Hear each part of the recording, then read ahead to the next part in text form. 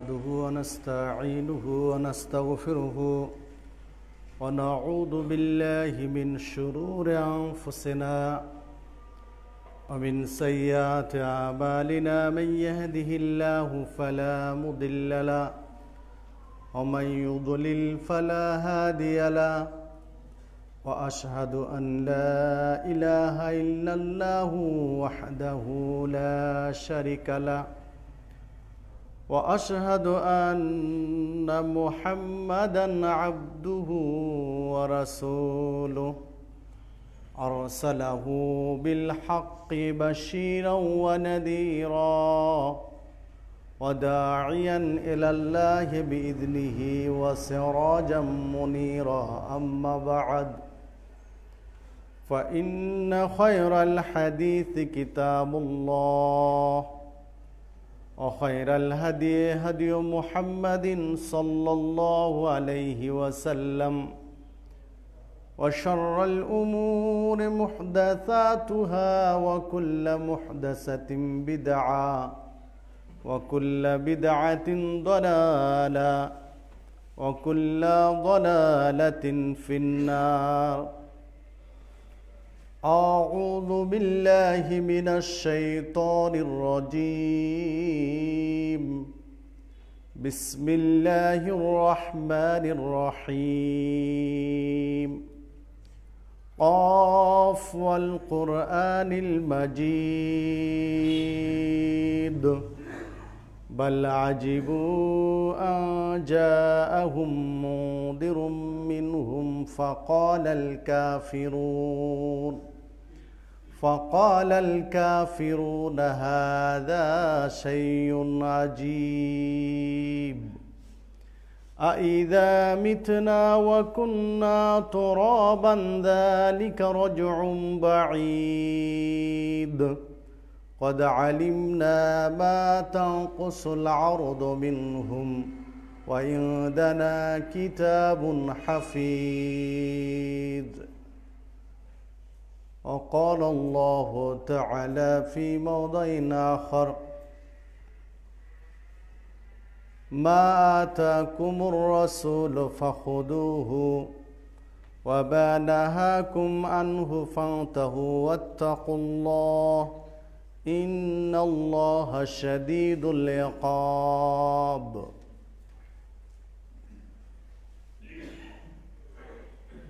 عن أبي هريرة رضي الله عنه قال قال رسول الله صلى الله عليه وسلم كل أمتي يدخلون الجنة إلا من أبى قالوا يا رسول الله ومن أبى قال من أطاعني دخل الجنة ومن عصاني فقد أبى رواه البخاري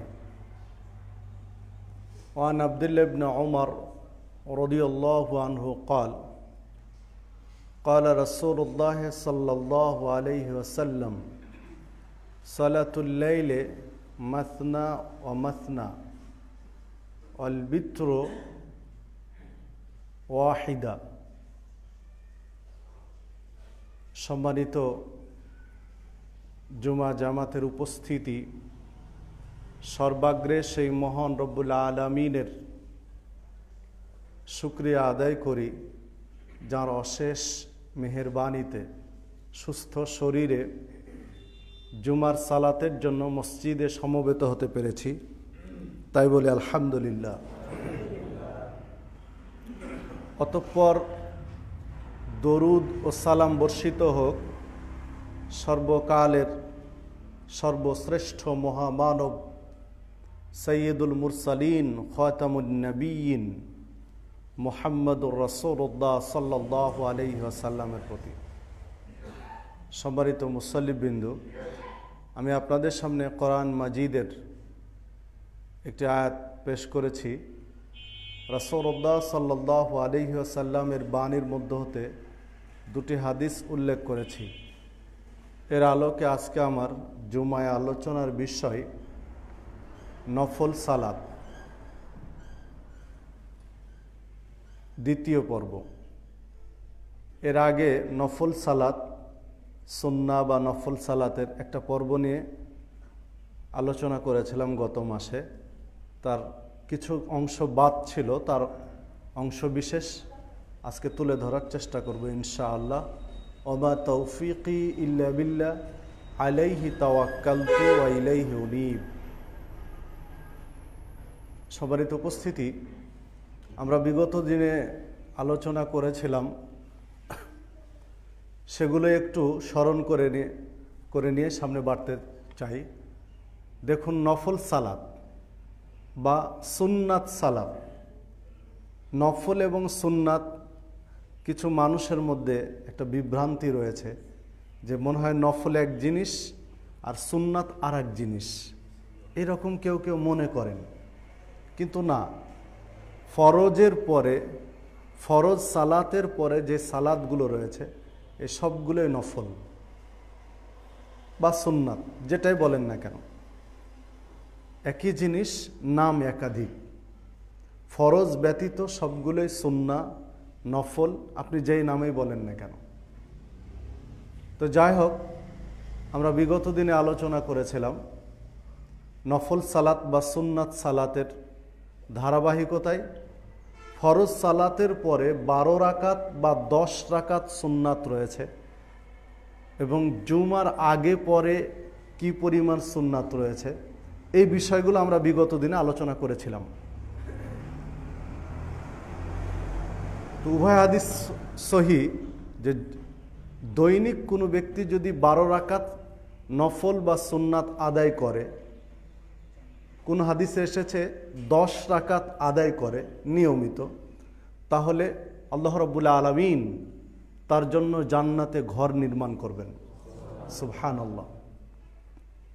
তো 12 রাকাত বলতে জোহরের পূর্বে 4 রাকাত আর পরে 2 রাকাত, 6, মাগরিবের পরে 2 রাকাত 8, আর এশা পরে 2 রাকাত 10, ফজরের পূর্বে 2 রাকাত 12।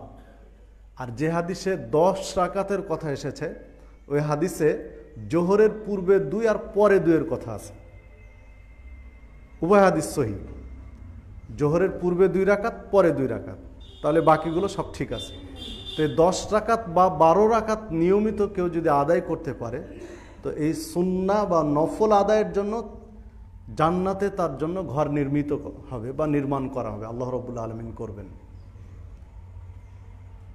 তো একটা প্রসঙ্গ ছিল বিতিরের সালাত, যার সামান্য কিছু কথা হয়েছিল। তো আজকে বিতিরের সালাত সহ আর যে নফল সালাতগুলো রয়েছে এগুলো নিয়ে আমরা আলোচনা করব। তার পূর্বে আপনাদের জ্ঞাতার্থে দু একটি কথা, যে জুমার দিনটা মূল্যায়ন করা উচিত প্রত্যেক মুসলিমের। জুমার দিনের জন্য আলাদা কিছু প্রস্তুতি থাকা উচিত। এটিকে কোনো কোনো হাদিসে ইঙ্গিত দেওয়া হয়েছে সাপ্তাহিক ঈদ হিসাবে জুমার দিনকে। তো ঈদের সালাতকে কেন্দ্র করে, ঈদের দিনকে কেন্দ্র করে যেমন আলাদা একটা প্রস্তুতি থাকে। প্রত্যেক ব্যক্তি ঈদের দিনে, একজন কৃষক চাষ করবে না ঈদের দিনে, তাই ঈদের দিনের কাজটা আগেই শেষ করে দেয়। অনেক ব্যবসায়ী ঈদের দিনে ব্যবসা করবেন না, বা অনেক কর্মজীবী মানুষ ঈদের দিনে কর্ম করবেন না, এই জন্য আগে গুছিয়ে নেন পরিবেশটা, যে ঈদের দিনে একটু রিল্যাক্স মুডে থাকবেন, একটু ফ্রি থাকবেন। তো এই রকম জুমার দিনের একটা প্রস্তুতি থাকা দরকার, জুমার দিনের জন্য একটা প্রস্তুতি থাকা দরকার, যে জুমার দিনে 2 ঘন্টা বা 3 ঘন্টা একটু ফ্রি থাকবো, অন্য কোনো ঝামেলা থাকবে না। ধরুন 11টা থেকে 12টা, 1টা, 2টা, এ তো 3টা ঘন্টা একটু সেভ করা দরকার আপনার আমার প্রত্যেকের জন্য। কারণ জুমার দিনে 2 রাকাত ফরজ, এর সাথে যুক্ত আছে খুতবা, ফরজ সালাত কমিয়ে দেওয়া আছে, ফরজ সালাত 2 রাকাত কমিয়ে দেওয়া আছে। অবশ্যই এটা খুতবার গুরুত্বের দিকে লক্ষ্য করে বোঝা যায়, যেটি যে ফরজ কমিয়ে দেওয়া হয়েছে, 4-এর জায়গায় 2-এ নিয়ে আসা হয়েছে, বিধায় খুতবার গুরুত্ব যে অত্যধিক, অপরিসীম গুরুত্ব আছে খুতবার, এটা বোঝা যায় হাদিসে। যে ফরজকে কমিয়ে দেওয়া হয়েছে খুতবার জন্য। এক, দ্বিতীয়ত আরেকটা দিক আছে, যদিও এই কথাগুলো শেষে বললে ভালো হতো, যারা পরে আসছেন তাদেরই বেশি শোনা দরকার আর কি, তাদেরকে জানানো দরকার। তো যাই হোক, সুযোগ হলে আবার পরে আওড়িয়ে নেব ইনশাআল্লাহ। আরেকটা দিক হলো, ফেরেশতা মণ্ডলী তাদের রেজিস্টার নিয়ে, দফতর নিয়ে জুমার দিনে মসজিদে আগেই প্রস্তুত থাকেন। যারা আসেন মসজিদে, প্রথম যিনি আসেন তার নাম রেজিস্টারভুক্ত করেন, লিখে নেন। দ্বিতীয় যিনি আসেন তার নাম লিখে নেন। এই ফলাফলগুলো তো বলা আছে, যেগুলো আপনাদের শোনা কথা, ওগুলো বলে আর বেশি সময় নষ্ট করতে চাচ্ছি না। তো এইভাবে লিখতে থাকেন, তার যেটা ফলাফল সেটা নির্ধারিত হতে থাকে। তো এইভাবে হতে হতে একদম জুমার আজান পর্যন্ত যারা আসেন তাদের নাম লিখতে থাকেন তাদের রেজিস্টারে। যখন খতিব মেম্বারে বসে গেলেন, উঠে গেলেন, আর মুয়াজ্জিন আজান দেওয়া শুরু করলেন, তখন ফেরেশতাগণ যারা লিখছিলেন রেজিস্টারে, তারাও তাদের খাতা, রেজিস্টার বন্ধ করে দেন। তাদের খাতা বন্ধ করে দিয়ে তারাও এবার খুতবা শোনার জন্য প্রস্তুতি নিয়ে নেন। সুবহানাল্লাহ, আল্লাহু আকবার। আপনি ভাবতে পারবেন যে খুতবার গুরুত্ব কত, খুতবার গুরুত্ব কত। এটা একটা দিক, যারা পরে আসছি তারা খুতবার এই যে ফজিলত বা খুতবার গুরুত্বপূর্ণ একটা দিক আছে, এগুলো আমরা নষ্ট করছি। এক, দ্বিতীয়ত যে জুমার দিনের যে স্পেশাল কিছু ফজিলত আছে তার নাম তালিকাভুক্ত হচ্ছে। যারা আসলাম পরে, জুমা আদায় করলাম, সালাত পড়লাম, ঠিক আছে, আপনার আমার যে একটা দায়ভার ছিল সালাতের, এই দায়ভারটা কেটে গেছে। একটা যে বাধ্যগত বিষয় ছিল সালাতের, এই বাধ্যগত বিষয়টা কেটে গেছে, কিন্তু আপনার আমার রেজিস্টারভুক্ত হলো না, নাম তালিকাভুক্ত হলো না। এই ফজিলতের তালিকায় আপনার আমার নাম আসলো না, যে তালিকা ফেরেশতারা করছিলেন জুমার দিনে। একটা জিনিস থেকে আমরা মাহরুম হয়ে যাচ্ছি, বঞ্চিত হয়ে যাচ্ছি যারা পরে আসছে। তো যাই হোক, আল্লাহ রাব্বুল আলামিন আমাদেরকে সঠিক বুঝদান করুন এবং সময়কে মূল্যায়ন করার তৌফিক দান করুন, আমিন। তো চলুন আমরা আমাদের আলোচনায় ফিরে যাই। তো বিতরের সালাতটা একটু পরেই বলি, যারা পরে আসছেন তারাও যেন সামিল হতে পারেন বিতরের সালাতে, যেহেতু সকল মুসলিমই বিতরের সালাত পড়েন, অন্যান্য নফলগুলো না পড়লেও, বিদায় সকলেরই জানা দরকার। তো বিতরের সালাত ছাড়াও আরও কিছু নফল সালাত রয়েছে, বিতির ব্যতীত আরও কিছু নফল সালাত রয়েছে, তন্মধ্যে তাহাজ্জুদের সালাত। তো বিতির আর তাহাজ্জুদ একটা আর একটার সাথে অঙ্গাঙ্গিভাবে জড়িত, ওই দুইটা আমরা পরে আসছি। এরপরে দেখুন, তাহাজ্জুদ এবং বিতির ছাড়াও আরও বেশ কিছু ক্ষেত্রে নফল সালাত রয়েছে। তো সেগুলোর মধ্যে একটা সালাত হলো ইশরাক, ইশরাকের সালাত। ইশরাকের সালাত হচ্ছে, রাসূলুল্লাহ সাল্লাল্লাহু আলাইহি ওয়াসাল্লাম বলছেন, যে ব্যক্তি ফজরের সালাত আদায় করলো, ফজরের সালাত আদায় করার পরে বসে তাসবিহ তাহলিল পাঠ করতে থাকলো, জিকির আজকার করতে থাকলো, কোরআন তেলাওয়াত করলো, এইভাবে জিকির আজকার, কোরআন তেলাওয়াত, তাসবিহ তাহলিলের মধ্যে সময়টা কাটালো। যখন সূর্য কমপ্লিট উঠে গেল, যখন সূর্য পরিপূর্ণভাবে উঠে গেল, তখন 2 রাকাত সালাত আদায় করলো। আল্লাহ রাসূল সাল্লাল্লাহু আলাইহি ওয়াসাল্লাম বলছেন, আল্লাহ রাব্বুল আলামিন ওই ব্যক্তির আমল নামায় একটি পূর্ণাঙ্গ হজ এবং একটি পূর্ণাঙ্গ উমরার নেকি লিখে দিবেন। বেশি নয়, মাত্র 2 রাকাত সালাত।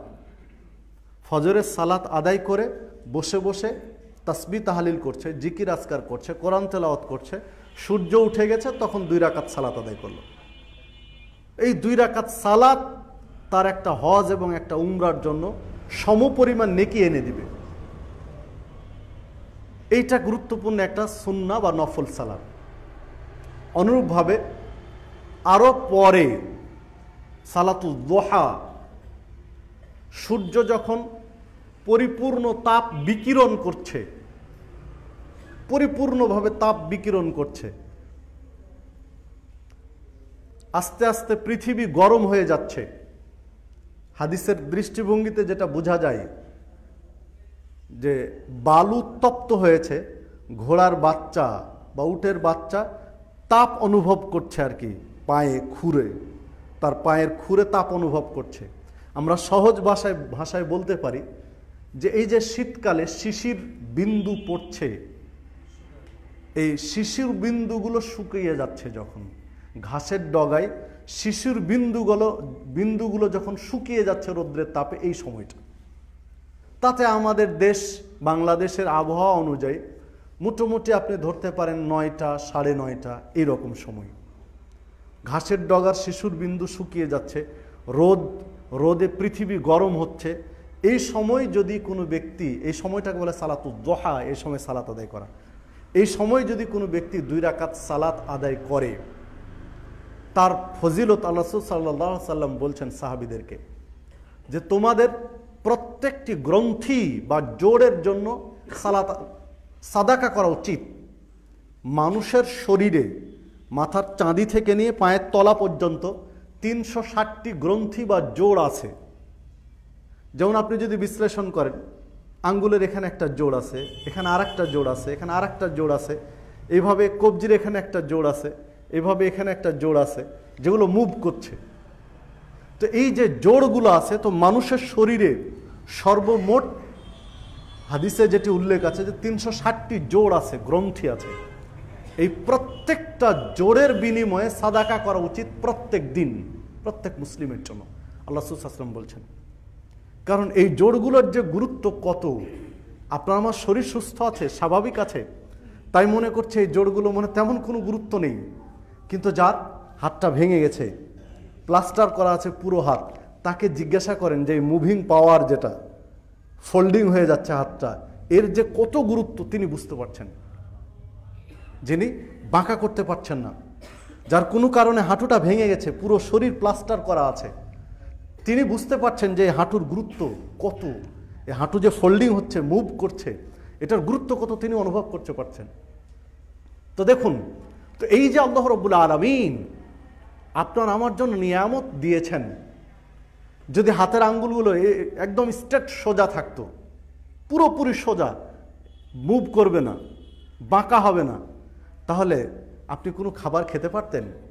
কি খাবার গ্রহণ করবেন? ও তো বাঁকা হবে না, আপনি ইচ্ছা মতো নাড়াতে পারবেন না, কোনো খাবারই আপনি মুখে তুলতে পারতেন না, কোনো খাবার আপনার মুখে ঢুকতো না। আপনি একটা গ্লাস ধরবেন, সেটাও তো হবে না। একটা গ্লাস ধরে যে পানি খাবেন, সেখানেও তো আপনার আঙ্গুলগুলো বাঁকা করা লাগে, দুইটা একদম সোজা থাকলে আপনি গ্লাসটাও ধরতে পারবেন না। তো এই যে আল্লাহ রাব্বুল আলামিন কত সুন্দর ব্যবস্থাপনা করেছেন। আল্লাহ রাব্বুল আলামিন কোরআন মাজিদের মধ্যে সূরা 3-এর মধ্যে বলছেন, লাকাদ খালাকনাল ইনসান ফি আহসানি তাকওয়িম, আমি মানুষকে সর্বোত্তম অবয়বে সৃষ্টি করেছি। আল্লাহ রাব্বুল আলামিন বলছেন, লাকাদ খালাকনাল ইনসান, আমি মানুষকে সৃষ্টি করেছি ফি আহসানি তাকওয়িম, সর্বোত্তম অবয়বে, সবচেয়ে ভালো স্ট্রাকচার দিয়ে মানুষকে আমি সৃষ্টি করেছি। মানুষের মতো নিপুণ সৃষ্টি পৃথিবীতে আর দ্বিতীয়টি নেই। মানুষকে যত নিপুণ করে, যেখানে যা প্রয়োজন একটা মানুষের সৌন্দর্যের জন্য, আল্লাহ রাব্বুল আলামিন তাই দিয়েছেন, যা পৃথিবীর অন্য কোনো প্রাণীকে দেননি। তো এই যে আল্লাহ রাব্বুল আলামিন আপনার উপরে এত নিয়ামত করেছেন, আল্লাহ রাব্বুল আলামিন নিয়ামতকে ঢেলে দিয়েছেন, এর জন্য কি কৃতজ্ঞতা করতে হবে না আপনাকে আমাকে? এর জন্য কি শুকরিয়া আদায় করতে হবে না? ওমর রাদিয়াল্লাহু আনহুকে একদিন একজন ইহুদি নেতা বলছেন যে আল্লাহ রাব্বুল আলামিন আপনাদেরকে একটা আয়াত দিয়েছেন একটা বিশেষ দিনে, যদি এই রকম দিনে আমাদেরকে আয়াতটা দিতেন ইহুদিদেরকে, তাহলে এই দিনটা আমরা পৃথিবীতে একটু ভিন্নভাবে পালন করতাম, অন্যভাবে স্মরণ করে রাখতাম, পৃথিবীর মানুষকে জানাতাম আমরা। তোমার রাদিয়াল্লাহু আনহু বলছেন কোন দিন আর কোন আয়াত? তখন বলছে, কেন ওই যে সূরা মায়েদার শুরুতে একটা আয়াত আছে না আপনাদের কোরআন মাজিদে, আল্লাহ রাব্বুল আলামিন বিদায় হজ্জের ভাষণে নবী মুহাম্মদ সাল্লাল্লাহু আলাইহি ওয়াসাল্লামকে জানিয়ে দিলেন, আল ইয়াউমা আকমালতু লাকুম দীনাকুম ওয়া আতমামতু আলাইকুম নি'মাতি ওয়া রাদিতু লাকুমুল ইসলাম দীনান।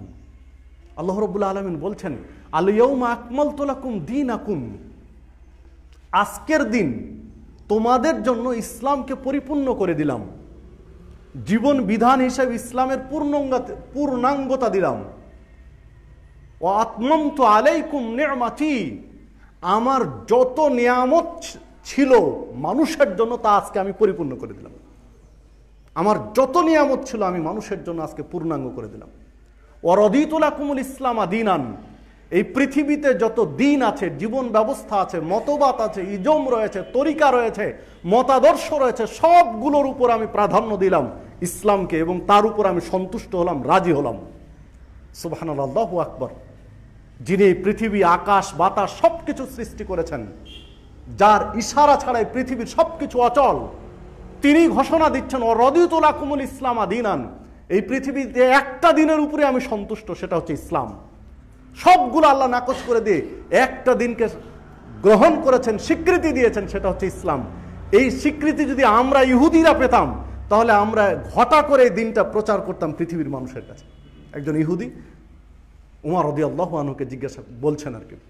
তো যাই হোক, যে কথা বলছিলাম, দেখুন আল্লাহ রাব্বুল আলামিন আপনার আমার জন্য নিয়ামত ঢেলে দিয়েছেন। তো এই নিয়ামতগুলোর শুকরিয়া আদায় করতে আল্লাহ রাসূল সাল্লাল্লাহু আলাইহি ওয়াসাল্লাম উদ্বুদ্ধ করছেন যে প্রত্যেকটা জোড়ের জন্য তোমাদের সাদাকা করা উচিত। তখন একজন সাহাবী বলছেন, হে আল্লাহ রাসূল সাল্লাল্লাহু আলাইহি ওয়াসাল্লাম, আমরা কিভাবে প্রত্যেকটা জোড়ের জন্য সাদাকা করব? আমরা সীমিত আয়ের মানুষ, আমাদের পুঁজি কম, তো প্রত্যেকটা 360টা জোড়ার বিনিময়ে যদি অল্প অল্প সাদাকা করি তো অনেক কিছুই প্রয়োজন।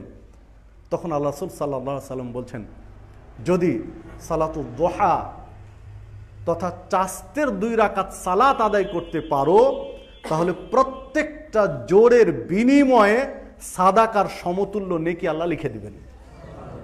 সুবহানাল্লাহ, আল্লাহু আকবার। 2 রাকাত সালাত চাস্তের মোটামুটি 9টা, 9:30টায়, সকাল 9টা, 9:30, মাত্র 2 রাকাত সালাত যদি আপনি আদায় করতে পারেন, প্রত্যেকটা জোড়ের বিনিময়ে আল্লাহ সাদাকার নেকি লিখে দিবেন। এই চাস্তের সালাত 2 রাকাত থেকে 8 রাকাত পর্যন্ত পড়া যায়, 2, 4, 6, 8 পর্যন্ত পড়া যায়। আল্লাহ রাসূল সাল্লাল্লাহু আলাইহি ওয়াসাল্লাম মক্কা যেদিন বিজয় হয়, মক্কা বিজয়ের দিন তিনি এই চাস্তের ওয়াক্তে 8 রাকাত সালাত আদায় করেছিলেন। তো 8 পর্যন্ত পড়া যায়। তবে একটি হাদিসে 12 রাকাতের কথা এসেছে, ওই হাদিস ঠিক নয়, ওই হাদিসটি ত্রুটিপূর্ণ, বিধায় 12 রাকাত নয়, সর্বোচ্চ 8 পর্যন্ত, 2 থেকে 8 পর্যন্ত। এরপর আল্লাহ রাসূল সাল্লাল্লাহু আলাইহি ওয়াসাল্লাম আর এক জায়গাতে গিয়ে বলছেন যে কেউ যদি সালাতুল আওয়াবিন পড়ে, তাহলে চাস্তের চেয়েও বেশি কল্যাণকর নেকি সে পাবে। সালাতুল আওয়াবিন বলতে যখন সূর্য পুরোপুরি তাপ ছড়িয়ে দেয়, একদম পৃথিবী গরম উষ্ণ হয়ে যায়, মোটামুটি 10:30, 11:15, 11টা এইরকম, মানে সূর্য ঠিক মাথার উপরে আসার, একদম স্ট্রেট সোজা মাথার উপরে আসার পূর্ব মুহূর্তটা, ওই সালাদটা পড়ার পরে একদম সূর্য মাথার উপরে চলে আসবে। আর সূর্য যখন ঠিক মাথার উপরে থাকে, মানে একটা বস্তু দাঁড় করিয়ে দিলে তার ছায়া ডানে বামে কোনো দিকে যাবে না, একদম ঠিক মাথার উপর, ওই সময় সালাত আদায় করা নিষেধ, নফল সালাত পড়া নিষেধ ওই সময়। তো তার আগের মুহূর্তটা হলো সালাতুল আওয়াবিনের মুহূর্ত, যে সালাতুল আওয়াবিন শেষ হবে আর তখন ঠিক সূর্য থাকবে মাথার উপরে।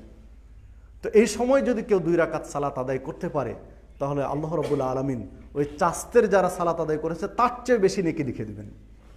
তো দেখুন, একই সালাত, একই সিস্টেমের, একই ধরনের সালাত, কিন্তু 3 সময়ে 3টা আর কি, সময় অনুযায়ী নামও ভিন্ন ভিন্ন হয়েছে। তো এই সময়গুলোতে আমরা নফল সালাত আদায় করতে পারি, সালাতুল ইশরাক, তারপরে চাস্ত, তারপর আওয়াবিন। কেউ চাইলে 3টায় আদায় করতে পারি, সুযোগ আছে 3টায় করার, করতে পারি। কেউ চাইলে 1টা করতে পারি, যে কোনো এটা বা ওইটা বা ওইটা, 3টার যে কোনোটাই করতে পারি। তো এই সময়গুলোতে আমরা নফল সালাত আদায় করতে পারি। এরপরে দেখুন, নফল সালাতের আরও কিছু দিক রয়েছে। বিভিন্ন সময়ে নফল সালাত আদায় করেছেন সাহাবায়ে কেরাম, রাসূলুল্লাহ সাল্লাল্লাহু আলাইহি ওয়াসাল্লাম যখনই কোনো প্রয়োজন পড়তো, কোনো সমস্যায় পড়তেন, তখনই সালাতে দাঁড়িয়ে যেতেন। কেননা আল্লাহ রাব্বুল আলামিন কোরআন মাজিদে বলছেন, ওয়াস্তাঈনু বিস-সাবরি ওয়াস-সালাহ, তোমরা সালাত এবং ধৈর্যের মাধ্যমে, সবর এবং সালাত, ধৈর্য এবং সালাতের মাধ্যমে আল্লাহর সাহায্য কামনা করো, আল্লাহর সাহায্য চাও। তোমাদের প্রয়োজন, তোমাদের চাওয়া পাওয়া, তোমাদের বিপদ মুক্তি, এগুলো আল্লাহর কাছে চাও কিসের মাধ্যমে? ধৈর্যের মাধ্যমে আর সালাতের মাধ্যমে। মানে যখন আপনি বিপদে পড়েছেন, যখনই আপনার কোনো জিনিস প্রয়োজন, তখনই 2 রাকাত সালাত আদায় করেন। 2 রাকাত নফল সালাত আদায় করেন, আল্লাহর কাছে চান। 2 রাকাত নফল সালাত আদায় করেন, সিজদায় লুটিয়ে পড়েছেন, তখন আল্লাহর কাছে বিষয়টা চান, বিষয়টা আল্লাহর কাছে চান। হ্যাঁ, আপনি সালাতের মাধ্যমে বাংলায় দোয়া বলতে পারবেন না, আপনার নিজের ভাষায় বলতে পারবেন না। তাকবীরে তাহারিমা থেকে সালাম ফিরানো পর্যন্ত রাসূলুল্লাহ সাল্লাল্লাহু আলাইহি ওয়াসাল্লাম যে দোয়াগুলো বলেছেন, যেগুলো বলতে বলেছেন, ঠিক ওই দোয়াগুলোই, এর বাহিরে নয়। আপনার মতো করে নিজের ভাষায় চাইবেন, এটা সিদ্ধ নয়, বিশুদ্ধ কোনো বর্ণনা দিয়ে প্রমাণ নেই। তাহলে একটা আপনার চাওয়া পাওয়া, আপনার একটা প্রয়োজন। ধরুন আপনি আপনার ব্যবসায় উন্নতি চাচ্ছেন, কোনো ছাত্র ভাই তার পরীক্ষায় ভালো রেজাল্ট করতে চাচ্ছেন, একজন মা তার সন্তানের কল্যাণ কামনা করছেন, একজন বিপদগ্রস্ত ব্যক্তি বিপদ থেকে মুক্তি চাচ্ছেন, কিন্তু কিভাবে চাইবেন? এই দোয়া তার জানা নেই, কিভাবে চাইবেন? এর জন্য জানা দোয়াটি আপনি বলতে পারেন, রব্বানা আতিনা ফিদ দুনিয়া হাসানা ওয়া ফিল আখিরাতি হাসানা। হে আল্লাহ, তুমি দুনিয়ার কল্যাণ আমাকে দাও এবং পরকালের কল্যাণ আমাকে দাও। এর মধ্যে সব কিছু আছে। আপনার কল্পনায় যেটা দরকার, আপনি ভালো রেজাল্ট দরকার একটা ছাত্রের, ওর কল্পনায় দুনিয়ার কল্যাণ, একটা ভালো রেজাল্ট, তো কল্পনায় তার ভালো রেজাল্ট, তার নিয়তের মধ্যে ভালো রেজাল্ট, আর দোয়া হচ্ছে রব্বানা আতিনা ফিদ দুনিয়া হাসানা ওয়া ফিল আখিরাতি হাসানা। ব্যবসায় উন্নতি দরকার, দোয়া ওটাই। ভালো চাকরি বাকরি দরকার, ওই দোয়াই। হ্যাঁ, তবে সিজদায় কোরআনের আয়াত পড়া নিষেধ, এটা তো কোরআনের আয়াত। তবে হাদিসে দোয়াটি এসেছে, তখন আল্লাহুম্মা বলতে হবে, আল্লাহুম্মা রব্বানা আতিনা ফিদ দুনিয়া হাসানা ওয়া ফিল আখিরাতি হাসানা। এই বলে আপনার মনের মধ্যে থাকবে আপনার কি প্রয়োজন, আপনার কি চাওয়া পাওয়া, সেটা মনের মধ্যে থাকবে। এবার আপনি দোয়া বলেন, 2, 4, 10, 5, 20, 100, আপনার খুশি। সিজদায় লুটিয়ে পড়ে আপনি দোয়া বলেন, যেটা আপনার প্রয়োজন সেটা চান আল্লাহর কাছে। নফল সালাতের মাধ্যমে চাওয়ার একটা সুযোগ রয়েছে। এরপরে যখনই কোনো বিপদে পড়ব, যে কোনো ধরনের বিপদ, তখন বিপদ মুক্তির জন্য সবচেয়ে সুন্দরতম মাধ্যম হচ্ছে সালাত। সালাত পড়ে আল্লাহ রাব্বুল আলামিনের কাছে বিপদ মুক্তির প্রার্থনা করা, সালাতের মাধ্যমে বিপদ মুক্তির প্রার্থনা করা, যে মর্মে বেশ কিছু হাদিস বর্ণিত হয়েছে। আপনাদের জানা কাহিনীগুলো একটু স্মরণ করিয়ে দেই। যেমন ইব্রাহিম আলাইহিস সালাম স্ত্রী সারা আলাইহিস সালামকে নিয়ে জালিম বাদশার এরিয়া যখন পার হচ্ছিল, তখন জালিম বাদশার লোলুপ দৃষ্টিতে পড়ে গেছিলেন তারা। সেনাবাহিনী পাঠিয়ে দিয়ে, প্রশাসনের লোক পাঠিয়ে দিয়ে ইব্রাহিম আলাইহিস সালামের স্ত্রী সারাকে তুলে নিয়ে যাওয়া হয়েছিল ব্যভিচার করার জন্য। জালিম বাদশা ব্যভিচার করবে। তো ইব্রাহিম আলাইহিস সালাম, 2টি হাদিস বর্ণিত হয়েছে সহিহ বুখারীতেও সহিহ মুসলিমেও। তো যখন নিয়ে চলে গেল, তো ইব্রাহিম আলাইহিস সালাম সিজদায় লুটিয়ে পড়লেন, কারণ তিনি মাজলুম, তিনি একাই কি করবেন, কি প্রতিবাদ করবেন? তিনি প্রতিবাদ করে টিকতে পারবেন না। তো প্রতিবাদের ভাষা তার নেই, সিজদায় লুটিয়ে পড়ে আল্লাহ রাব্বুল আলামিনের কাছে প্রার্থনা করছে যে আল্লাহ তুমি হেফাজত করো। আর সারা যখন গেলেন, জালিম বাদশার গৃহে নিয়ে যাওয়া হলো, জালিম বাদশা তাকে ধরতে যাবে, তখন বলছে না, আগে আমি 2 রাকাত সালাত আদায় করব, তারপরে কোনো কথা। ওযু করে তিনি 2 রাকাত সালাত শুরু করলেন ওখানে। মানে এর চেয়ে বড় বিপদ কি হতে পারে একটা নারী জীবনের? আপনি হিসাব করেন, একটু কল্পনায় নিয়ে আসেন, একটু ভাবাবেগের মধ্যে নিয়ে আসেন, যে একটা নারীকে ছিনিয়ে নিয়ে যাওয়া হয়েছে স্বামীর কাছ থেকে, শত শত প্রোটেকশন রয়েছে, প্রহরী রয়েছে, সামরিক বাহিনী পাহারা দিচ্ছে, জালিম বাদশার ঘরের মধ্যে। মানে কত নাজুক পরিস্থিতি, কত দুর্বল পরিস্থিতি। এই পরিস্থিতিতে তিনি বিচলিত নন, তিনি ভেঙে পড়লেন না, মুষড়ে পড়লেন না, ক্ষমা চাচ্ছেন যে আমাকে মাফ করেন বা এই বাঁচান বা ইত্যাদি, এগুলো না। তিনি এই মুহূর্তে গিয়ে আগে 2 রাকাত সালাতে দাঁড়িয়ে গেলেন। সালাতে দাঁড়িয়ে এবার আল্লাহকে বলছেন যে আল্লাহ, আমার বুদ্ধি হওয়ার পর থেকে, বালেগ হওয়ার পর থেকে আমার লজ্জাস্থান তোমার খলিল, তোমার দোস্ত ইব্রাহিম আলাইহিস সালাম ছাড়া কারো কাছে মুক্ত করিনি, উন্মুক্ত করিনি আমার লজ্জাস্থান তোমার নবী ইব্রাহিম আলাইহিস সালাম ছাড়া কারো কাছে। এটা যদি তোমার সন্তুষ্টির জন্য হয়ে থাকে, তো আজকে মাজলুম অবস্থায় তুমি আমাকে হেফাজত করো। কিভাবে করবা সেটা তুমি জানো, আমি জানি না। আল্লাহর কাছে চাচ্ছেন। ঠিক হলেও তাই, যখন সালাত শেষ করেছেন, জালিম বাদশাহ স্পর্শ করতে যাবে, তখন পড়ে গেল, ছিটকে পড়ে গেল, অজ্ঞান হয়ে গেল। তো যাই হোক, লম্বা হাদিস, বিস্তারিত কাহিনী সহিহ বুখারীর মধ্যে এসেছে ইব্রাহিম আলাইহিস সালামের অধ্যায়ে, আলোচনার অধ্যায়ে। তো দেখুন, বিপদের মুহূর্তে 2 রাকাত সালাত ইব্রাহিম আলাইহিস সালামের ঘটনাতে। এদিকে স্বামীও সালাতে দাঁড়িয়ে আল্লাহর কাছে চাচ্ছেন, স্ত্রীও বিপদে দাঁড়িয়ে আল্লাহর কাছে চাচ্ছেন। যখন শেষ পর্যন্ত ব্যভিচার করতে পারলো না, পাঠিয়ে দিল হাজেরা আলাইহিস সালামকে খাদেম হিসাবে। অনেক আলোচনা এসেছে ওই হাদিসের মধ্যে। তখন ইব্রাহিম আলাইহিস সালাম সিজদায় লুটিয়ে পড়ে আছেন, তখনও লুটিয়ে পড়ে আছেন। এসে যখন স্ত্রী এসে সালাম দিলেন এবং ইশারায় বললেন যে আমার কোনো সমস্যা হয়নি, তখন তিনি সিজদা থেকে মাথা তুলছেন। দেখেন, আল্লাহ হেফাজত করছেন, আল্লাহ হেফাজত করছেন। তো যে কোনো বিপদে, যত বড়ই বিপদ হোক না কেন আপনার আমার জন্য, প্রথম আপনার আমার করণীয় হচ্ছে অজু করে 2 রাকাত সালাত আদায় করে এই নিবেদনটা আল্লাহর কাছে করা, বিপদটা পেশ করা আল্লাহর কাছে। যদি আল্লাহ আপনার আমার জন্য অভিভাবক হয়ে যান, আল্লাহ আপনার আমার জন্য অভিভাবক যদি হয়ে যান, তার কে আছে আপনাকে আমাকে বিপদে ফেলতে পারে?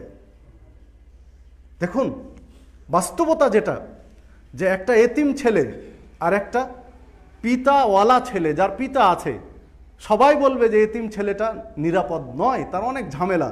আর এর বাবা আছে, ও নিরাপদ, ওর বাবা বেঁচে আছে, নিরাপদ। কেন? তার একটা অভিভাবক আছে, মাথায় ছায়া আছে।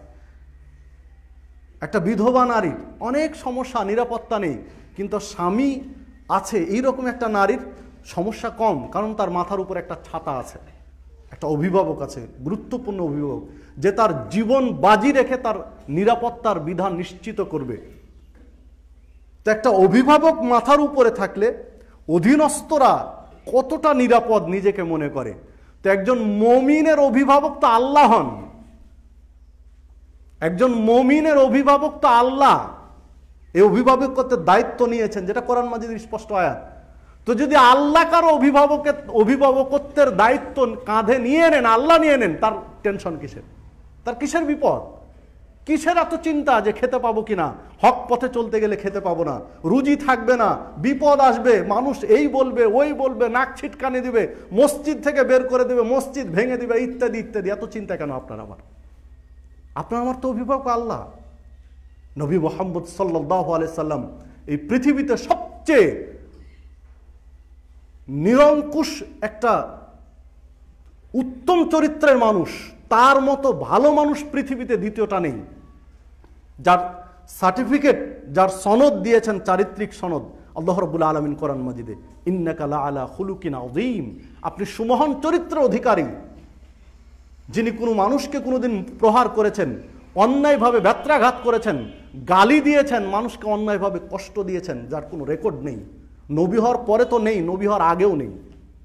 ইতিহাস খুঁজে আপনি মিলাতে পারবেন না, ইতিহাস দিয়ে প্রমাণ করতে পারবেন না, প্রামাণ্য ইতিহাস দিয়ে, যে নবী হওয়ার আগে মুহাম্মদ সাল্লাল্লাহু আলাইহি ওয়াসাল্লাম কারোর সাথে প্রতারণা করেছে, ঠকবাজি করেছে, ধাপ্পাবাজি করেছে, কোনো রেকর্ড নেই। বরং ভালোটাই আছে, তাকে মানুষ আল আমিন বলতো নবী হওয়ার আগে, বিশ্বাসী বলতো।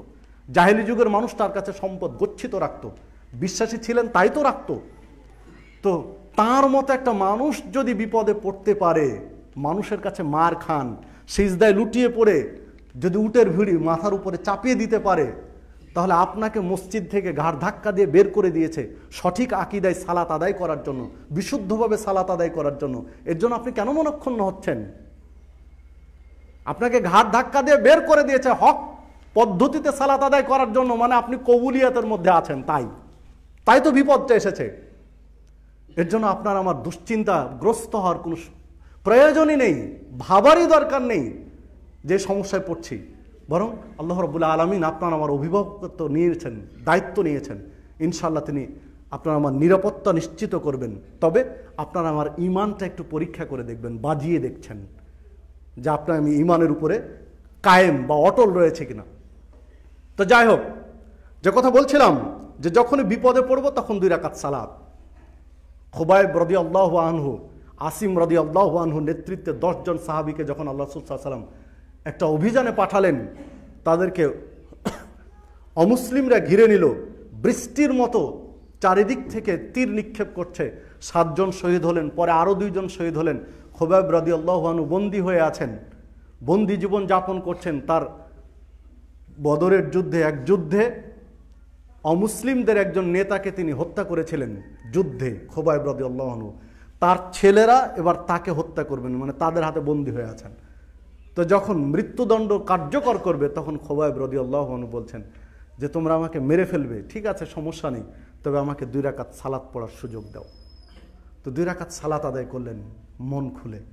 খোবাইব রাদিয়াল্লাহু আনহু বলছেন যদি তোমরা, মানে আমি এই ভয়টা না করতাম যে আমি লম্বা সালাত আদায় করলে তোমরা মনে করবে যে আমি মরণের ভয়ে আজকে লম্বা সালাত আদায় করছি, এই ভয় যদি আজকে আমি না করতাম তো আজকে প্রাণ খুলে সালাত আদায় করতাম। আমি আজকে যে সালাতের আমি তৃপ্তি পেয়েছি, আমি এই সালাত এত অল্পতে ছেড়ে দিতাম না, এত তৃপ্তি পেয়েছি। নিশ্চিত মরবেন, একটু পরে তার মৃত্যুদণ্ড কার্যকর করা হবে, অমুসলিমরা করবে, আর তখন তিনি মন খুলে সালাত আদায় করছেন, মানে বিপদে সালাত আদায় করছেন। তো যে কথা বলছিলাম যে যখনও কোনো বালা মুসিবত বিপদের মধ্যে পড়ব তখনই আপনাকে আমাকে সালাত আদায় করতে হবে, 2 রাকাত ওযু করে 2 রাকাত সালাত আদায় করে আল্লাহর কাছে বিপদটা পেশ করতে হবে, আল্লাহ রাব্বুল আলামিনের কাছে চাইতে হবে।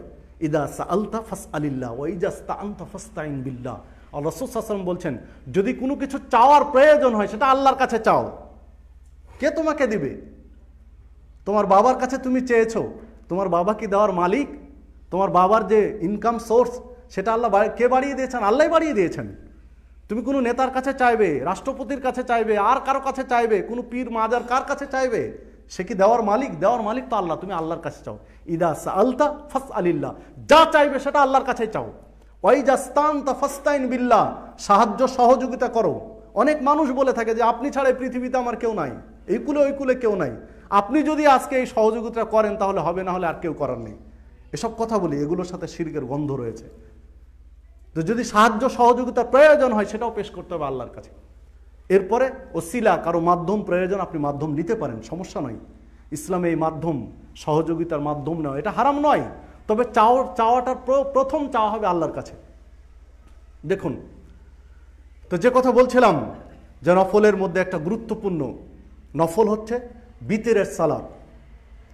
বিতরের সালাত আপনাকে আমাকে অবশ্যই আদায় করতে হবে।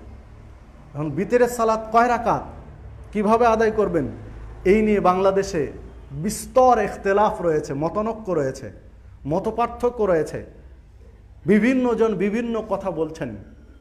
দেখুন, বিতরের সালাত রাসূলুল্লাহ সাল্লাল্লাহু আলাইহি ওয়াসাল্লাম বলেছেন যে প্রত্যেক ব্যক্তির বিতির পড়া উচিত। এটি জরুরি একটি সালাত, অপরিহার্য একটি সালাত, বিতিরের সালাত। এটা বিতির যে কোনো অংশে পড়তে পারে, রাত্রের প্রথম অংশে পড়তে পারে, বিতির রাত্রের মধ্য অংশেও পড়তে পারে, রাত্রের শেষ অংশেও পড়তে পারে। যে হাদিসটি সহিহ বুখারীর মধ্যে এসেছে, সহিহ বুখারীর 996 নম্বর হাদিস, আর সহিহ মুসলিমের মধ্যে রয়েছে, সহিহ মুসলিমের 1800 নম্বর হাদিস।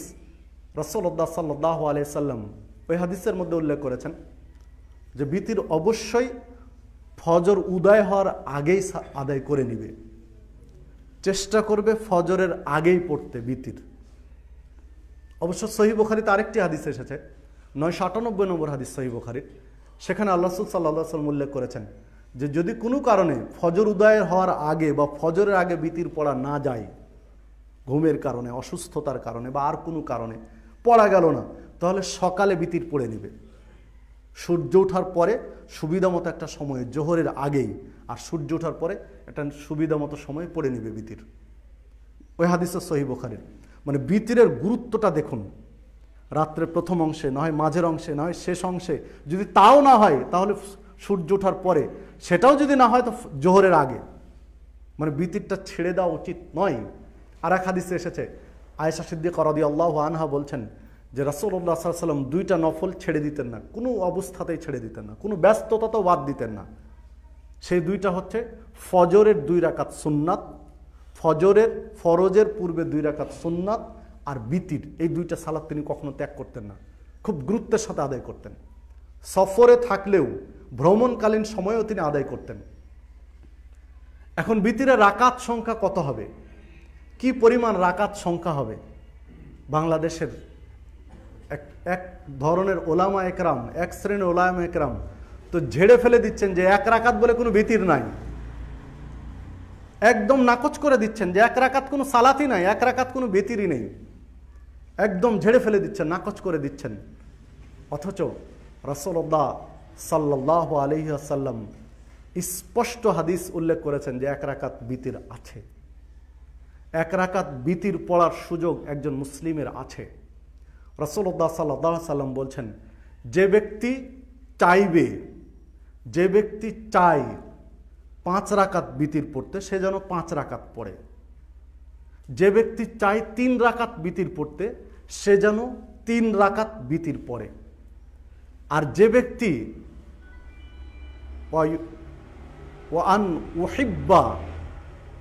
যে ব্যক্তি চায়, পছন্দ করে, ভালোবাসে, তারা মানে ভিতির পড়তে বেওয়াহেদাতিন, 1 রাকাত, ফালিয়াফআল, সে যেন তাই করে। মানে যে ব্যক্তি চায় 1 রাকাত ভিতির পড়তে, সে যেন 1 রাকাত পড়ে। যে হাদিস নাসাইর মধ্যে পাওয়া যাবে 1693 নম্বর হাদিস। হাদিস আবু দাউদের মধ্যেও রয়েছে, আবু দাউদের 1422 নম্বর হাদিস। আব্দুল্লাহ ইবনে ওমর রাদিয়াল্লাহু আনহু বলছেন, রাসূলুল্লাহ সাল্লাল্লাহু আলাইহি ওয়াসাল্লাম বলেছেন, সালাতুল লাইলে মাসনা ওয়া মাসনা, রাতের সালাত 2 রাকাত 2 রাকাত করে। রাতে যে নফল সালাতগুলো আদায় করবে, এই সালাতগুলো 2 রাকাত 2 রাকাত করে পড়বে।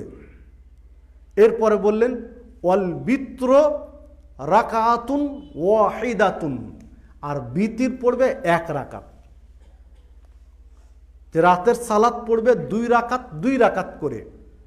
ওয়াল বিত্র, এরপরে বিতির পড়বে রাকাতুন ওয়াহিদাতুন, 1 রাকাত। হাদিস আবু দাউদের এবং হাদিস সহিহ। তো ঝেড়ে যে অস্বীকার করে দিচ্ছি, নাকচ করে দিচ্ছি 1 রাকাত কোনো সালাত নেই, হাদিসগুলো কোথায় রাখবো?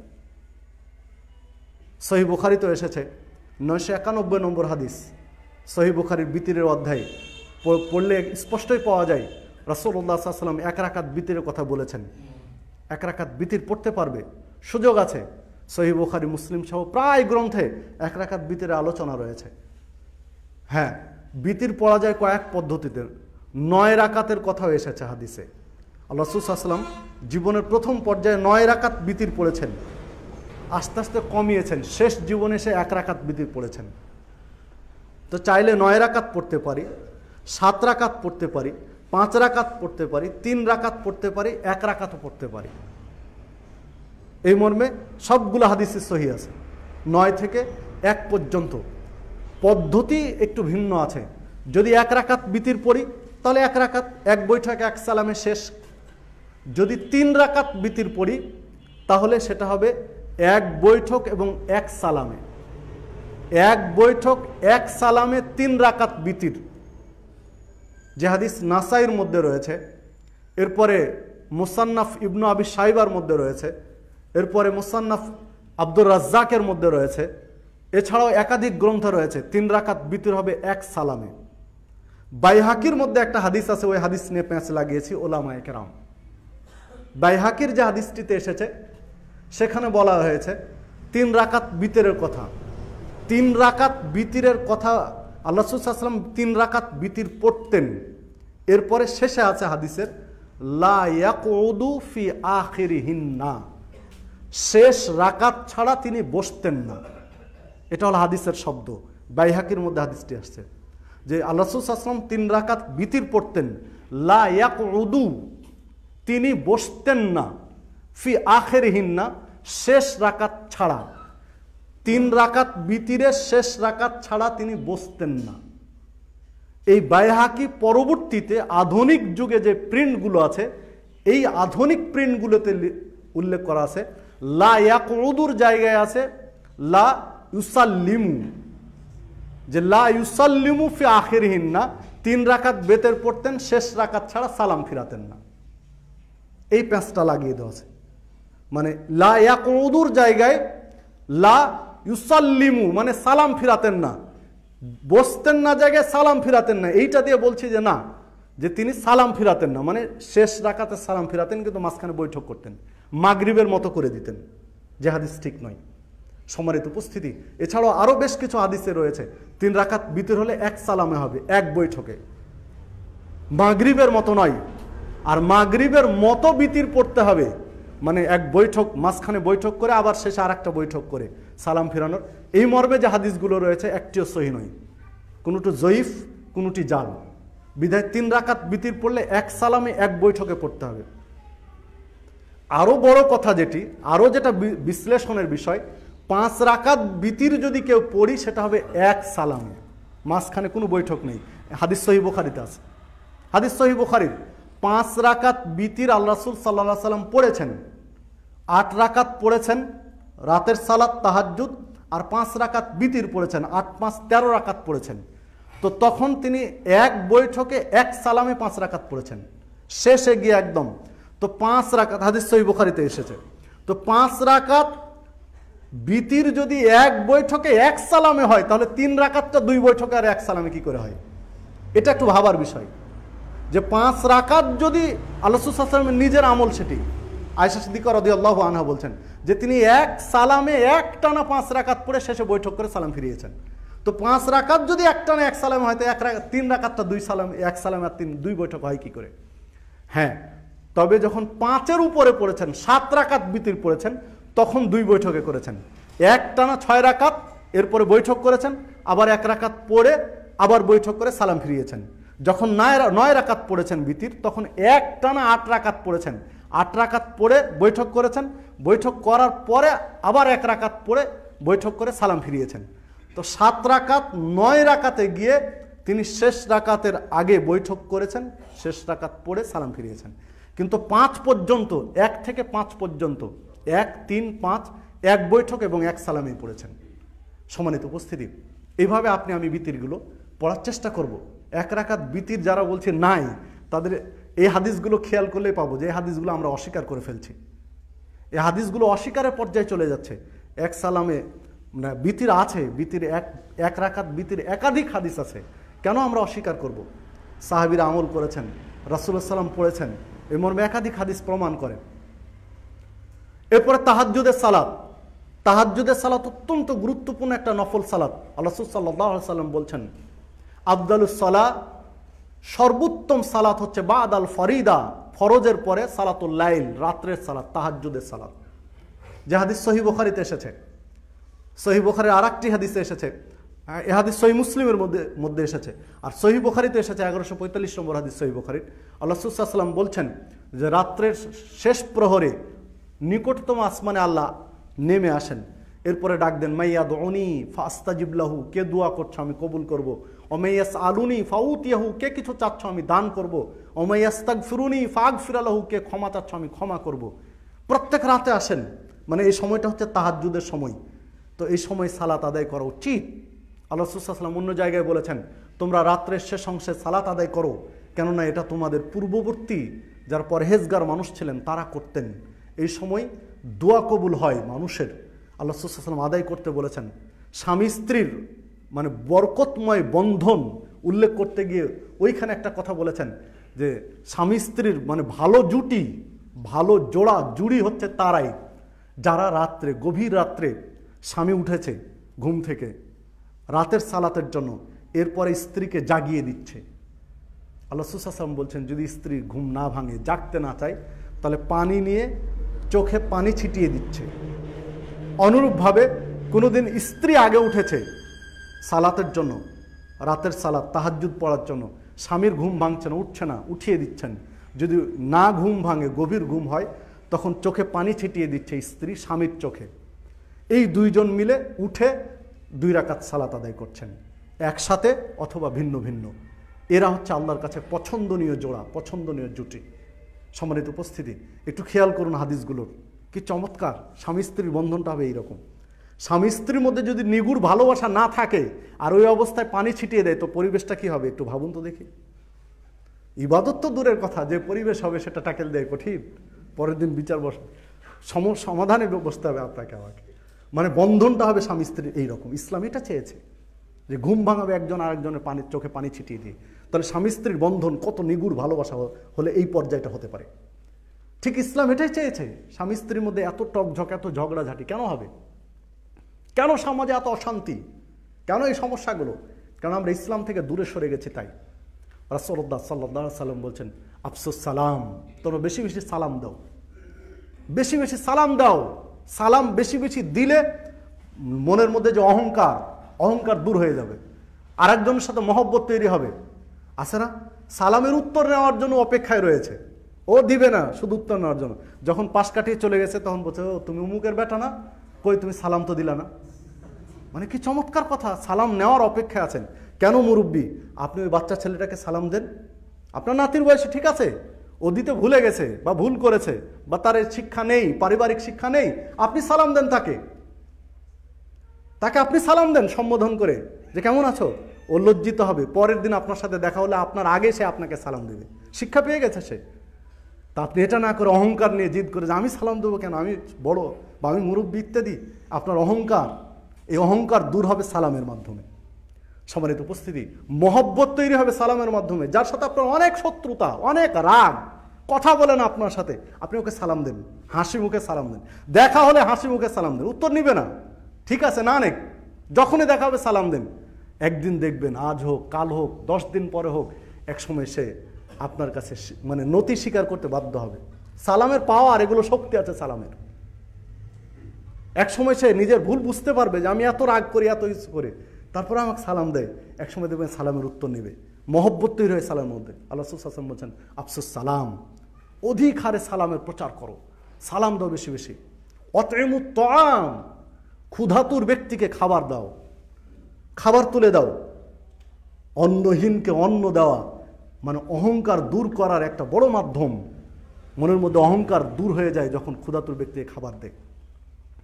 এরপরে আল্লাহ রাসূল সাল্লাল্লাহু আলাইহি ওয়াসাল্লাম শেষ পর্যায়ে গিয়ে হাদিসের এক পর্যায়ে বলেন, সাল্লু, তোমরা সালাত আদায় করো, ওয়ান নাসু বিন নিয়াম, যখন মানুষ ঘুমিয়ে থাকে, যখন মানুষ গভীর ঘুমে ঢলে পড়ে ঘুমিয়ে থাকে, তখন তুমি রাত জেগে সালাত আদায় করো। তাদখুলুল জান্নাতা বিসালাম, আর নিরাপদে শান্তিতে জান্নাতে প্রবেশ করো। ক্ষুধাতুর ব্যক্তিকে খাবার দাও, পরিচিত অপরিচিতকে সালাম দাও। মানুষ যখন গভীর ঘুমে ডুবে থাকে তখন তুমি সালাত আদায় করো জেগে। এরপরে বিচারের মাঠে তুমি নিরাপদে জান্নাতে প্রবেশ করো। আল্লাহ রাসূল সাল্লাল্লাহু আলাইহি ওয়াসাল্লাম বলেন, হাদিস সহিহ। তো এই গভীর রাত্রে তাহাজ্জুদে সালাত আদায় করা অত্যন্ত গুরুত্বপূর্ণ বিষয়, একটু আপনার আমার খেয়াল করা উচিত, অধিক হারে সালাত আদায় করা উচিত। আল্লাহ রাসূল সাল্লাল্লাহু আলাইহি ওয়াসাল্লামের রাত্রে উঠতেন, প্রয়োজন জরুরাত সেরে সালাত আদায় করতেন। একজন সাহাবী উঠেছেন, আল্লাহ রাসূল সাল্লাল্লাহু আলাইহি ওয়াসাল্লাম তার জরুরি প্রয়োজন সারতে গিয়েছেন। তো জরুরি প্রয়োজন সারে এসেই দেখছেন একটা ছেলে, একজন সাহাবী, তিনি পানি নিয়ে, প্রয়োজনীয় জিনিস নিয়ে দাঁড়িয়ে আছেন। তো আল্লাহ রাসূল সাল্লাল্লাহু আলাইহি ওয়াসাল্লাম খুশি হয়ে গেলেন যে এই সময়ে, এই গভীর রাত্রে যেটা প্রয়োজন সেটাই তার কাছে রেডি। তার এই ব্যবস্থাপনায় সন্তুষ্ট হয়ে খুশি হয়ে বলছেন যে তুমি কিছু চাও, মানে তোমার কি প্রয়োজন তুমি চাও, আমি দোয়া করে দেই, আল্লাহ কবুল করে নেবেন। আল্লাহ রাসূল সাল্লাল্লাহু আলাইহি ওয়াসাল্লাম খুশি হয়ে বলছেন। তখন উনি বলছেন যে আল্লাহ রাসূল সাল্লাল্লাহু আলাইহি ওয়াসাল্লাম, আমি কিছু চাই না, আমার একটাই চাওয়া, কি? তা আমি আপনার সাথে জান্নাতে থাকতে চাই। তখন আল্লাহ রাসূল সাল্লাল্লাহু আলাইহি ওয়াসাল্লাম বলছেন, এটা তো বেশ কঠিন, তুমি এটা ছাড়া আর অন্য কিছু চাও, কারণ জান্নাত দেওয়ার মালিক তো আল্লাহ। তুমি এটা না চেয়ে আর অন্য কিছু চাও, আর অন্য কিছু বলো, আর কি তোমার প্রয়োজন, এটা বাদ দাও। বলছে, না আমি এটাই চাই, আপনার সাথে জান্নাতে থাকতে চাই। একাধিকবার সাহাবীকে বলছেন আল্লাহ রাসূল সাল্লাল্লাহু আলাইহি ওয়াসাল্লাম যে তুমি এটা বাদ দিয়ে অন্য কিছু চাও, আর উনি বারবার একই কথা বলছেন যে না আমি এটাই চাই, আপনার সাথে জান্নাতে থাকতে চাই। তখন আল্লাহ রাসূল সাল্লাল্লাহু আলাইহি ওয়াসাল্লাম বলছেন, ঠিক আছে, তাহলে তুমি বেশি বেশি সিজদা দিয়ে আমাকে সহযোগিতা করো আমার সাথে তোমাকে রাখার ব্যাপারে। হাদিস সহিহ। আল্লাহ রাসূল সাল্লাল্লাহু আলাইহি ওয়াসাল্লাম বলছেন, অধিক হারে নফল সালাত আদায় করে আল্লাহকে সিজদা দিয়ে আমাকে তুমি সহযোগিতা করো আমার সাথে তোমাকে জান্নাতে রাখার ব্যাপারে। মানে বেশি বেশি সালাত আদায় করা, বেশি বেশি নফল সালাত আদায় করা জান্নাতে যাওয়ার একটা গুরুত্বপূর্ণ মাধ্যম। বেশি বেশি নফল সালাত আদায় করা মানে কি? সালাতুল আলফিয়া পড়বেন শবে বরাতের রাত্রিতে 100 রাকাত বা 1000 রাকাত, এটা নয়। লিমিট, ইসলামের যে লিমিটগুলো রয়েছে, ইসলামের যে সীমারেখা রয়েছে সালাতের, এই সীমারেখার মধ্যেই ইসলামের যে সালাত পড়ার যে সুযোগগুলো রয়েছে আপনি এগুলোই শেষ করতে পারবেন না। কোথায় আপনার সালাতে আলফিয়া? আপনি 5 ওয়াক্ত সালাত পড়েন, এরপরে দৈনিক 12 রাকাত সুন্নাত পড়েন, এরপরে সুযোগ আছে আপনি জোহরের পূর্বে 4, পরে 4 রাকাত পড়েন, সুযোগ আছে আসরের ফরজের পূর্বে 4 রাকাত পড়েন, সুযোগ আছে আরও 2 রাকাত পড়া যায় তাহাজ্জুদের, যখনই ঘুম থেকে উঠলেন তাহাজ্জুদের আগে তখন সংক্ষিপ্ত 2 রাকাত পড়েন, বিতির পড়েছেন তারপরে 2 রাকাত পড়েন নফল, এরপরে ইশরাকের 2 রাকাত পড়েন, এরপরে জোহার 8 রাকাত পড়েন, এরপর আওয়াবিনের 2 রাকাত পড়েন বা 4 রাকাত পড়েন। এইভাবে আপনি যেগুলো সুযোগ আছে, রাত্রে হঠাৎ ঘুম ভেঙেছে তখনই আপনি উজু করে 2 রাকাত সালাত আদায় করেন। মসজিদে যতবার প্রবেশ করেছেন তাহিয়াতুল মসজিদে 2 রাকাত সালাত আদায় করেন। যখনই আপনার অজু নষ্ট হয়েছে তখনই অজু করে 2 রাকাত তাহিয়াতুল অজুর 2 রাকাত সালাত আদায় করেন। দেখেন আপনি এই সালাতগুলো পড়ারই আপনার সময় নেই। কোথায় আপনার সালাতুল আলফিয়া? সারা বছর কোনো খবর নেই, সারা বছর কোনো সালাতের খবর নয়, মসজিদ চেনে না, এমনকি জুমার দিনে তার ব্যস্ততা শেষ হয় না, আর শবে বরাতের রাত্রিতে 1000 রাকাত পড়ে একদম জান্নাতে ঢুকে যাবে। এই রকম হলে হবে না। বেশি বেশি সিজদা দেওয়ার অর্থ হলো যেগুলো আল্লাহ রাসূল সাল্লাল্লাহু আলাইহি ওয়াসাল্লাম স্বীকৃতি দিয়েছেন, আল্লাহ রাব্বুল আলামিন স্বীকৃতি দিয়েছেন, সেগুলোকে আপনি পড়েন, নিয়মিত পড়েন, এতে বেশি বেশি সিজদা হয়ে যাবে। তো যাই হোক, এটা একটা দিক। আল্লাহ রাসূল সাল্লাল্লাহু আলাইহি ওয়াসাল্লাম বেলাল রাদিয়াল্লাহু আনহুকে ফজরের সালাত আদায় করে বলছেন, বেলাল, আজকে আমি দেখলাম যে আমি জান্নাতে হাঁটছি আর আমার আগে আগে তুমি জুতা পায়ে দিয়ে হাঁটছো, আমার আগে আগে তুমি জুতা পায়ে দিয়ে খটখট করে হাঁটছো, তোমার জুতার আওয়াজ আমি শুনতে পাচ্ছি। বেলাল, তুমি কি এমন আমল করো, এমন কি আমল আছে তোমার জীবনে যে আমলের কারণে তুমি জান্নাতে আমার আগে আগে জুতা পায়ে দিয়ে হাঁটছো? তখন বেলাল রাদিয়াল্লাহু আনহু বলছেন যে আল্লাহ রাসূল সাল্লাল্লাহু আলাইহি ওয়াসাল্লাম, আমি তো তেমন কিছু করেছি আমার মনে নেই, জানা নেই, তবে আমি একটা কাজ করি। 2 হাদিসে 2 রকম বাচনভঙ্গি এসেছে যে আমি একটা কাজ করি, আমি যখনই অজু করি তখনই 2 রাকাত সালাত আদায় করি। আর এক হাদিসে এসেছে যখনই আমি মসজিদে প্রবেশ করি তখনই আমি 2 রাকাত সালাত আদায় করি। তো এই সালাতগুলো আপনি পড়েন, সংক্ষিপ্ত করে পড়েন, সুযোগ আছে বড় বেশি করে লম্বা করে পড়েন। এই সালাতগুলোর ফজিলত অত্যধিক, অনেক বেশি। যে কথা বলছিলাম, তাহাজ্জুদের সালাতের গুরুত্ব অনেক বেশি। ফরজের পরে সবচেয়ে গুরুত্বপূর্ণ সালাত হচ্ছে তাহাজ্জুদের সালাত। তাহাজ্জুদ আপনার আমার পড়া উচিত। তবে এখানে আরেকটা বিষয় লক্ষণীয়, আমরা অনেকেই মনে করি যে তাহাজ্জুদ একবার ধরলে আর ছাড়া যাবে না, এটা অনেকের ধারণা আছে। তো তাহাজ্জুদ ধরলে ছাড়া উচিত নয়, ছেড়ে দিলে গুনাহ হবে কথা নয়, তবে ছাড়া উচিত নয়। আল্লাহ রাসূল সাল্লাল্লাহু আলাইহি ওয়াসাল্লাম একদিন বলছেন যে তুমি উমুকের মতো হয়েও না, ও তাহাজ্জুদ শুরু করেছিল, রাত্রের সালাত শুরু করেছিল, এখন আর পড়ে না, এরকম হয়েও না, নিষেধ করলেন। মানে নিয়মিত পড়া দরকার। আর এক হাদিসে এসেছে যে তুমি ইবাদত করো ওই পরিমাণে যেটা তুমি দায়মান কন্টিনিউ করতে পারো, এই পরিমাণে ইবাদত করো, অতিরিক্ত ইবাদতগুলো, নফল ইবাদতগুলো যেন সেটা তুমি চালু রাখতে পারো। অনেক বেশি পড়লে শেষে আর পাচ্ছ না, এরকম নয়। তো এই বিষয়গুলো আপনাকে আমাকে প্রত্যেককে খেয়াল রাখতে হবে। তাহাজ্জুদের সালাত 8 রাকাতই পড়তে হবে এটা নয়, আপনি হালকা করে পড়েন, 2 রাকাত করে পড়েন, ফজরের একটু আগে উঠেন, 2 রাকাত করে পড়েন, শেষে 1 রাকাত বেতের পড়েন, 3 রাকাত। হ্যাঁ, আপনারা একটু এভাবে 2, 4, 6 মাস, 1 বছর, 2 বছর পড়েন, দেখছেন না পারছি, তখন 4 রাকাত পড়েন আর 1 রাকাত বিতির পড়েন। আপনি আরও পারছেন, 6 রাকাত পড়েন, 1 রাকাত বিতির পড়েন। আরও পারছেন, আপনি 8 রাকাত পড়েন, 1 রাকাত বা 3 রাকাত বিতির পড়েন। তো আপনি যেটাই পড়েন কন্টিনিউ রাখা উচিত।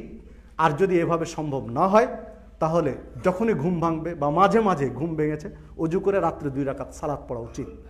তাহাজ্জুদ নিয়মিতই পড়া বাঞ্ছনীয় বা ভালো, উত্তম। তবে যদি তাহাজ্জুদ পড়া এভাবে সময় সুযোগ না হয় তাহলে যখনই ঘুম ভেঙেছে 2 রাকাত সালাত আদায় করেন, আল্লাহর কাছে চান।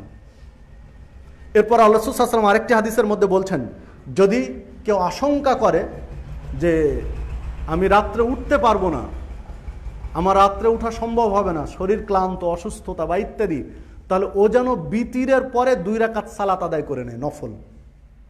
এশা সালাত আদায় করেছে, 2 রাকাত সুন্নাত পড়েছে, বিতির পড়েছে, এরপরে আরও 2 রাকাত নফল পড়ে নেয়। তাহলে যদি ঘুম ভেঙে যায়, উঠতে পারে, তখন আবার তাহাজ্জুদ পড়বে। আর যদি উঠতে না পারে, এই 2 রাকাত সালাতই তার জন্য যথেষ্ট হবে তাহাজ্জুদের। এ হাদিস সহিহ। আল্লাহ রাসূল সাল্লাল্লাহু আলাইহি ওয়াসাল্লাম বিতরের পরে 2 রাকাত সালাত পড়তেন। তো বিষয়গুলো আমরা প্রত্যেকে খেয়াল রাখবো। এই নফল সালাতগুলো আমরা যাদের সুযোগ রয়েছে, যখন সুযোগ রয়েছে আমরা পড়ার চেষ্টা করব। আল্লাহ রাব্বুল আলামিন আমাদের সকলকে সেই তৌফিক দান করুন। আল্লাহ রাব্বুল আলামিন আমাদেরকে হকটা বুঝার তৌফিক দান করুন এবং মানার তৌফিক দান করুন। প্রসঙ্গত একটি কথা বলে রাখি যে দেখুন, বাংলাদেশের মুসলিম আমরা সুন্নাতকে নানানভাবে উপেক্ষা করি, আর অন্যরা আল্লাহ রাসূল সাল্লাল্লাহু আলাইহি ওয়াসাল্লামের শানে কেউ বেয়াদবি করলে তখন আমাদের মাথা খুব গরম। বাস্তবতাই ফ্রান্সে অবমাননা করলো আল্লাহ রাসূল সাল্লাল্লাহু আলাইহি ওয়াসাল্লামকে নিয়ে, আমরা উঠে পড়ে আপামর জনতা কতভাবে প্রতিবাদ করলাম, কত প্রতিবাদ জানালাম, অথচ বিতির 1 রাকাত সুন্নাহ প্রমাণিত, অথচ ডাইরেক্ট অস্বীকার করছে জানে 1 রাকাত কোনো বিতিরই নেই। তাহলে ফ্রান্সের অবমাননা আর আজকের আমার একজন পরহেজগারের অবমাননা, দুটোর পার্থক্য কি? ও তো মুমিন নয়, ইসলাম গ্রহণ করেনি, ঈমান আনেনি, তাই তো অবমাননা করছে। আর আমি তো তাহাজ্জুদ গুজারি, তাহাজ্জুদ পড়া আলেম, মুফতি, আর আমি জেনে বুঝে অস্বীকার করছি, তাহলে তার চেয়ে আমি ভালো না খারাপ? একটু চিন্তা করা দরকার, বোঝা উচিত। দেখুন, বাংলাদেশের মাটিতে মসজিদ ভেঙে দিচ্ছে, মসজিদ পুড়িয়ে দিচ্ছে, ভেঙে দিচ্ছে, তছনছ করে দিচ্ছে, জুমা মসজিদ ভেঙে দিচ্ছে। তাহলে ফ্রান্সের চেয়ে আমরা যারা এই কাজ করছি তারা কোন অংশে ভালো? যারা মসজিদ ভেঙে দিচ্ছি তারা তাদের চেয়ে, ফ্রান্সের চেয়ে কোন অংশে ভালো হলাম? সরাসরি আল্লাহর ঘর, মসজিদ আল্লাহর ঘর, কোনো ব্যক্তির নয়। তো আল্লাহর ঘর ভেঙে দেওয়ার যারা ধৃষ্টতা প্রদর্শন করছে তারা কোন প্রকারের মুসলিম? এগুলো একটু আপনার আমার বিচার বিশ্লেষণ করা উচিত। হিন্দুদের মন্দির পাহারা দিচ্ছি, আলেম ওলামায় মুফতিরে ফতুয়া দিয়ে বাংলাদেশে হিন্দুদের মন্দির পাহারা দেওয়ার ব্যবস্থা করেছে, পাহারা দিয়েছে। সেগুলো আপনি ছবিগুলো এমনি ইন্টারনেটে, ফেসবুকে বা বিভিন্ন মাধ্যমে, সামাজিক যোগাযোগ মাধ্যমে পাবেন। জুব্বা গায়ে দিয়ে, পাগড়ি মাথায় দিয়ে পাহারা দিচ্ছে মন্দির। একজন আলেম পাহারা দিবেন মন্দির, এটা নয়। প্রশাসন আছে দেশের, একটা মন্দিরের নিরাপত্তার মুসলিম রাষ্ট্রে নিশ্চিত করবে, সেটা প্রশাসন করবে। আপনি কেন? আপনি মুফতি সাহেব, আপনি কেন সেখানে? কি চমৎকার মন্দির পাহারা দিচ্ছেন আর মসজিদ ভেঙে দিচ্ছেন নেতৃত্ব দিয়ে। এই তো আপনার আমার ইমান পর্যায়গুলো, মানে অবমাননা কোন পর্যায়ে একটু আপনি আমার বিশ্লেষণ করা দরকার। যে সুন্নাতকে অগ্রাহ্য করছি মুসলিম হয়ে, অথচ অমুসলিমরা কিছু করলে তোলপাড় করছি। তার চেয়ে আগে দরকার নিজেদের মধ্যে এই সমস্যাগুলো সংশোধন হওয়া। আল্লাহ রাব্বুল আলামিন আমাদের হকটা বুঝার তৌফিক দান করুন এবং মেনে নেওয়ার মতো মেজাজ দান করুন।